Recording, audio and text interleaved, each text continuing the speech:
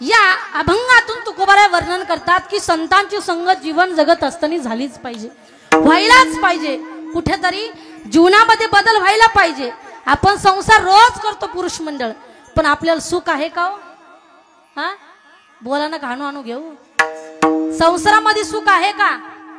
हा कारण संसार कसा आहे, दुःख बांधावाडी आहे हा संसार, दुःख बांधावाडी आहे हा संसार, दुःख बांधावाडी आहे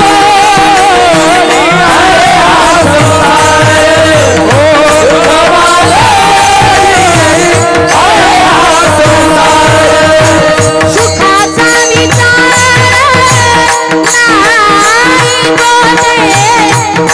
संसार,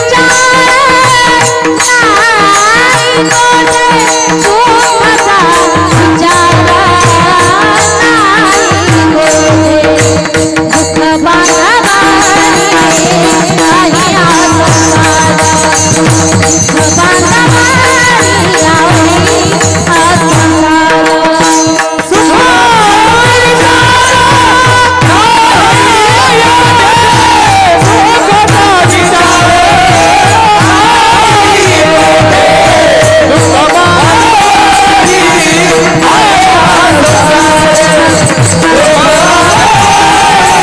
दुःख बांधावाडी आहे हा संसार.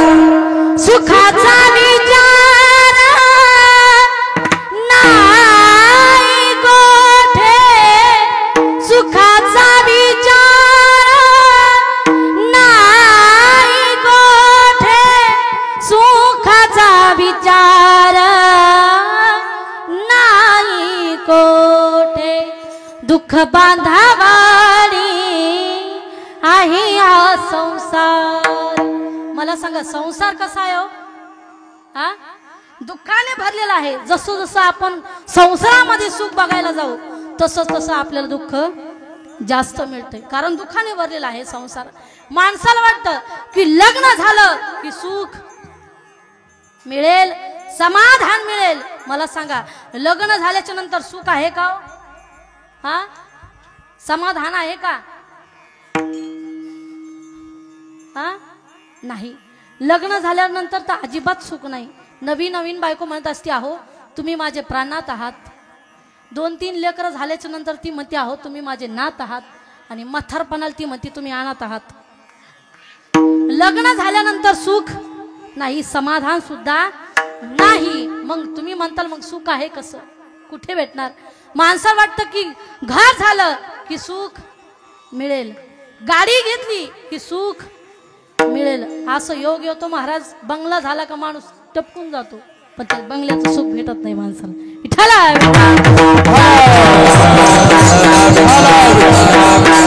पुरुष मंडळ आहे का? मुलगा झाल्यानंतर सुख आहे का हो? समाधान आहे का? नाही. मुलगा झाल्याच्या नंतर मला सांगा आपण काय करतो? हा मुलगा झाल्याबरोबर काय करतो आपण? आपल्याला पेढे वाटतो का? इकडे इकडे इकडे इकडे इकडे इकडे इकडे अरे इकडे ना बाळा, इकडे. मी काही म्हणत नाही तुला. इकडे इकडे इकडे चल चल चल चल चल. काय नाव आहे तुझं? इकडे इकडे इकडे चल. अरे चल ना तू इकडे चल चल तू चल चल. विठाला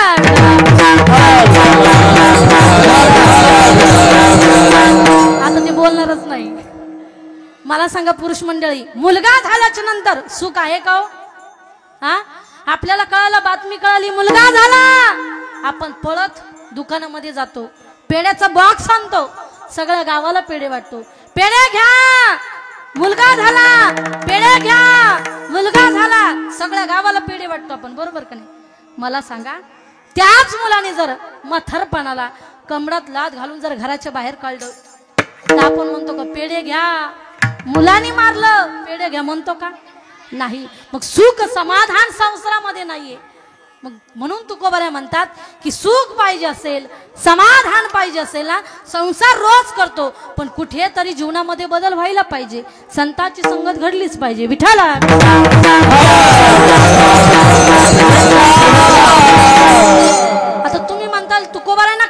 पडली आम्हाला सांगायची की संतांची संगत करा, कुठेतरी बदल व्हायला पाहिजे.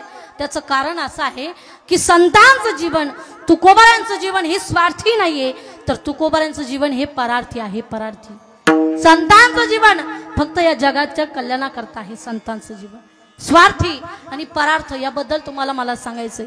एक वर्ग असा आहे की जो स्वार्थही साधत नाही आणि परार्थही साधत नाही. दुसरा वर्ग असा आहे की जो स्वार्थही साधतो आणि परार्थही साधतो. पहिला वर्ग आपल्याला बघायचा आहे पुरुष मंडळ, लक्ष देऊन ऐका. स्वार्थही साधत नाही आणि परार्थही साधत नाही, स्वतःचंही कल्याण करून घेत नाही आणि दुसऱ्याचं कल्याण झालेलं, चांगलं झालेलं सहन होत नाही. महिला मंडळ लक्ष देऊन ऐका. पावसाळ्याच्या दिवसामध्ये लक्ष देऊन ऐका बरं का, पावसाळ्याच्या दिवसामध्ये जर आपल्या घरातील लाईट गेली तर लाईट गेल्याबरोबर आपण काय करतो बरं? हा हो बचत गट, काय करतो आपण?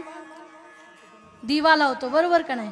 हा, दिव्याच्या भोवती ऐका महिला मंडळ, दिवा लावल्याच्या नंतर एक पतंग नावाचा किडा त्या ठिकाणी गुणगुण करत असतो.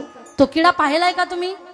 हा, तो किडा काय करतो बरं? त्या दिव्यावरती झडाप घालतो, किडाही मारण पावतो, आपल्या करताही अंधकार करून जातो. म्हणजे स्वतःचंही कल्याण करून घेत नाही, दुसऱ्याचं कल्याण झालेलं, चांगलं झालेलं त्यांना सहन होत नाही. स्वार्थही नाही आणि परार्थही नाही. ऐका, एका गावामध्ये दोन भाऊ राहत होते. सख्खे भाऊ होते पण पक्के वैरी होते. काय? सख्खे भाऊ होते पण पक्के वैरी होते. एकामेकांचं चांगलं झालेलं त्यांना अजिबात सहन होत नव्हतं. ऐका, दोघ जणही भाऊ भगवान शंकराची आराधना करू लागले, भक्ती करू लागले, पूजा करू लागलेले आहे. कर्पूरगारं करुणावतारं संसार सारं भुजगेंद्रहारं सदा वसन्तं हृदयारविन्दे भवं भवामि सहितं नमामि. हर हर शंभो शंभो शिव महादेवा, शंभो शंभो शिव महादेवा, शंभो. दोघा जणही भाऊ भगवान शंकराची आराधना करू लागले, भक्ती करू लागले. भगवान शंकर प्रसन्न झाले. प्रसन्न झाल्याबरोबर भगवान शंकर जो मोठा भाऊ होता त्याच्याकडे गेले. स्वार्थ आणि परार्थ बद्दल तुम्हाला सांगायचंय. ऐका, जो मोठा होता घरातला त्या मोठ्याकडे भगवान शंकर गेले. माग म्हणे, काय मागायचं? तो मोठा म्हणू लागला, देवा माझी एक प्रार्थना आहे म्हणे, माझी एक मागणी तुमच्याकडे, की माझा छोटा भाऊ सुद्धा तुमची आराधना करतोय, तुमची भक्ती करतोय. त्यांनी जर तुम्हाला एक वस्तू मागितली की ती मला डबल मिळाली पाहिजे, कमी पडायला नको. दोन वस्तू मिळाल्या पाहिजे. भगवान शंकर म्हणाले, ठीक आहे तथास्तु. वरदान दिलं. भगवान शंकर जो छोटा होता त्याच्याकडे गेले. माग म्हणे, काय मागायचं? छोटा फार हुशार होता, देवा मला एक बंगला द्या. म्हणजे मोठ्याला किती द्यावा लागले? दोन बंगले द्यावा लागले. कारण मोठ्या भावाची मागणीच काय होती? छोट्याला एक वस्तू दिली की ती मला डबल मिळाली पाहिजे, कमी पडायला नको. पुन्हा भगवान शंकर छोट्याकडे गेले. माग काय मागायचं? काही नको देवा, मला 1 एकर जमीन द्या. म्हणजे मोठ्याला किती द्यावं लागले? 2 एकर जमीन द्यावं लागली. पोरांनो तुम्ही जास्त ओरडू नका, नाही तर मी माझ्या बरोबर घेऊन जाईल, तुम्हाला संस्था आहे आमची. ऐका, पुन्हा भगवान शंकर छोट्याकडे आले. माग काय मागायचं? काही नको देवा, मला एक पत्नी द्या, मला एक बायको द्या. आता मोठ्याला किती द्यावा लागल्या? त्या काळात भेटत पण होत्या, आता होंडे देऊन सुद्धा मुली भेटत नाही. मुलीचं फार अवघड झालं महाराज, फार अवघड झालं. लोक पण एवढे हुशार निघाले, मुलीवाल्यांचे लईच हुशार झाले महाराज. किती हुशार झाले सांगू का? अशा घरामध्ये मुलगी देतात का तिला कुठलाच त्रास नाही झाला पाहिजे, काहीच त्रास नाही झाला पाहिजे. एका ठिकाणी कीर्तना करता गेले, मला तो व्यक्ती म्हणू लागला, ताई चला आपल्या घरी चहा घेण्याकरता. मला ठीक आहे चला. घरी गेल्याच्या नंतर तो व्यक्ती मला सांगू लागले, ताई आपल्याला एकच मुलगी म्हणे. एवढा कल्याण झालं त्या मुलीचं, एवढा कल्याण झालं. म्हणलं किती कल्याण झालं सांग बाबा. तो म्हणे, ताई आमच्या मुलीचं एवढं कल्याण झालं, तिला सासरा सुद्धा एवढं कल्याण झालं, तिला सासू सुद्धा नाही, तिला देर सुद्धा, तिला भाया सुद्धा, तिला ननंद सुद्धा.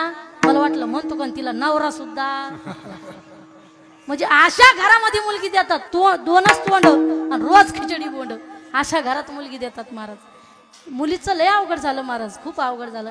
एखाद्या लग्नामध्ये ऐका बरं का, एखाद्या लग्नामध्ये बिगर लग्नावाल्या मुलीकडचे पण याव आणि बिगर लग्नावाल्या मुलाकडचे पण त्या लग्नामध्ये याव, त्या कार्याला याव.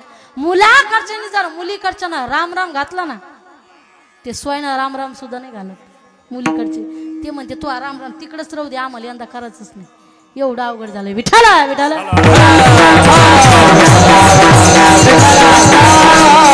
भगवान शंकर म्हणतो छोट्याला मागा काय मागायचं. छोटा म्हणतो देवा काही नको, मला एक पत्नी द्या. म्हणजे मोठ्याला किती द्यावं लागल्या?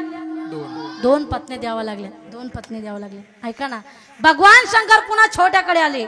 माग काय मागायचं? काही नको देवा, माझी एक हात जोडून विनंती आहे. माझा मोठा भाऊ सुद्धा तुमची आराधना करतोय, पण मी तुम्हाला एक वस्तू मागितली की ती माझ्या मोठ्या भावाला डबल होते, 2 मिळतात. त्याचं कारण काय आहे? भगवान शंकर म्हणतात की तुझ्या मोठ्या भावाची मागणीच अशी होती की तुला एक वस्तू दिली की ती मोठ्याला 2 मिळाले पाहिजे, डबल व्हायला पाहिजे. छोटा फार हुशार होता पुरुष मंडळ. ऐका ना किती हुशार होता. तो म्हणे देवा एक काम करा, माझा एक हात, एक पाय, एक डोळा जाऊ द्या म्हणे. तुम्ही तर नुसतंच पाहते. मोठ्याचं काय झालं असेल? 2 हात, 2 पाय, 2 डोळे, म्हणजे शापच झाला. स्वार्थही नाही, परार्थही नाही. विठ्ठला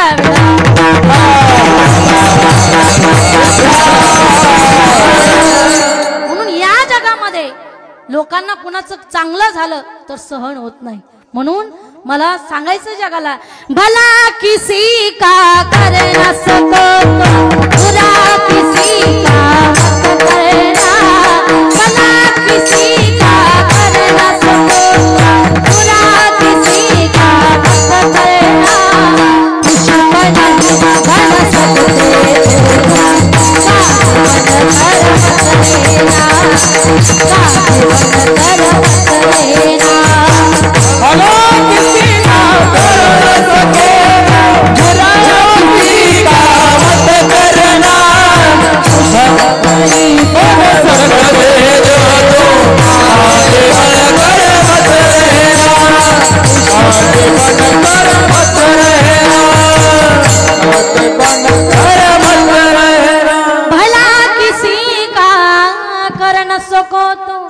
बुरा किसी का मत करना, पुष्प नहीं बन सकते तो तुम कांटे बन कर मत रहना, कांटे बन कर मत रहना.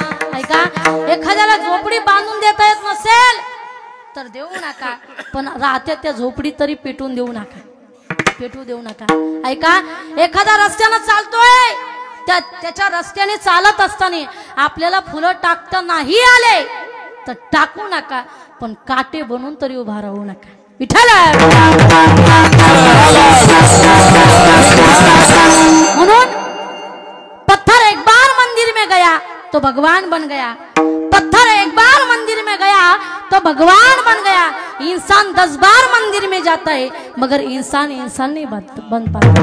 माणूस दर्शनाला रोज जातोय पण माणूस माणसाला ओळखत नाहीये. विठ्ठला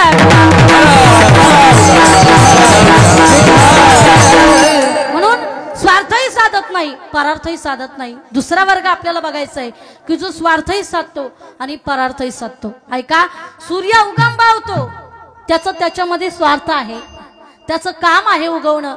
पण ऐका ना पुरुष मंडळ, मावळात असताना सगळ्या जगाला तो प्रकाश देत जातो, त्याचं स्वार्थही साधतो आणि परार्थही साधतो. नदी उगम पावते पण समुद्राला मिळत असताना ती गावगावी पाणी देत जाते, गावकऱ्यां लोकांचं ती कल्याण करत जाते, म्हणजे स्वार्थही साधते आणि परार्थही साधते. तिसरा वर्ग म्हणजे माझ्या संतांचं वर्ग आहे, संतांचं वर्ग आहे. बघा, संतांचं जीवन फक्त हे परार्थी आहे, जगाच्या कल्याणासाठी, जगाच्या कल्याणा संतांच्या विभूती, जगाच्या कल्याणा संतांच्या विभूती, जगाच्या कल्याणा संतांची विभूती, जगाच्या कल्याणा